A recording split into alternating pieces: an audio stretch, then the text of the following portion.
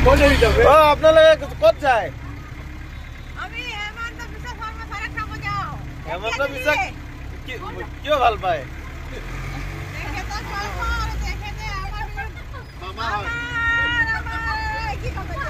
বহুতখিনি ভাল কাম কৰিছে, ভাল লাগিছে, সেইকাৰণে চাব গৈ আছো।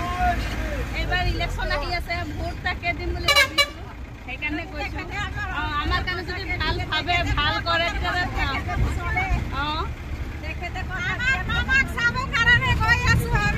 মামাক কিয় ভাল পায়? মামা আমাক যি কোনো দিয়ে, সেইকাৰণে আমাক বহুত ভাল লাগে। আপুনি ক'ত যায়? যায়। আচ্ছা, মোদীক ভাল পায় নে নাই? মোদীকো ভাল পাওঁ, হিমন্ত বিশ্ব শৰ্মাক। মোদীক কিয় ভাল পায়? মোদীক আমাক ভাল লাগে আৰু চব ক্ষেত্ৰতে ভাল লাগে। মানে এটা কাৰণ কওক। এটা কাৰণ মানে চব কিবা কিবি আমাক দিয়ে, দুখে মেলে চাই আৰু আমাক, সেইকাৰণে ভাল লাগে। আপুনি মোদীক কিয় ভাল পায়? মোদী আহি পেলাই চব ৰাস্তা ঘাট চব ভাল কৰি দিছে। আগতে নোহোৱা ৰাস্তাবিলাক এতিয়া ভাল কৰি দিছে। আপুনি বেলেগকে ক'ব। আপুনি মোদীক কিয় ভাল পায়? মোদীক কিয় ভাল পায়? মোদী কিয় ভাল পায়? মোদী চব বস্তু দিয়ে। কি দিছে আপোনাক? ঘৰ দিছে আৰু অৰুণোদয় দিব, খিৰিকী লোন দিছে। আপুনি কওক, মোদীক কিয় ভাল পায়?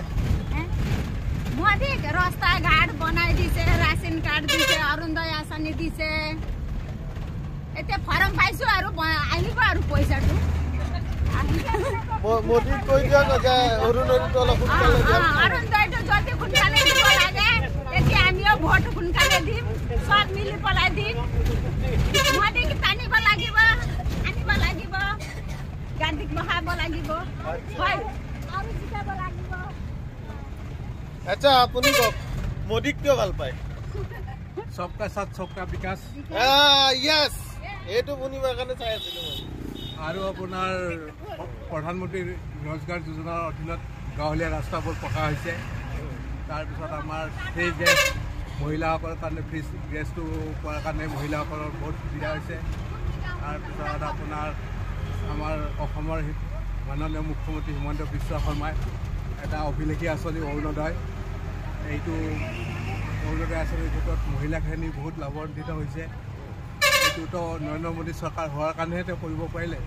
আৰু তেওঁৰ উদাহৰণ দি মানে অনেক আৰু বাকী বহুত দিবলৈ আছে তাৰমানে। ধন্যবাদ মিষ্টাৰ হেমন্ত।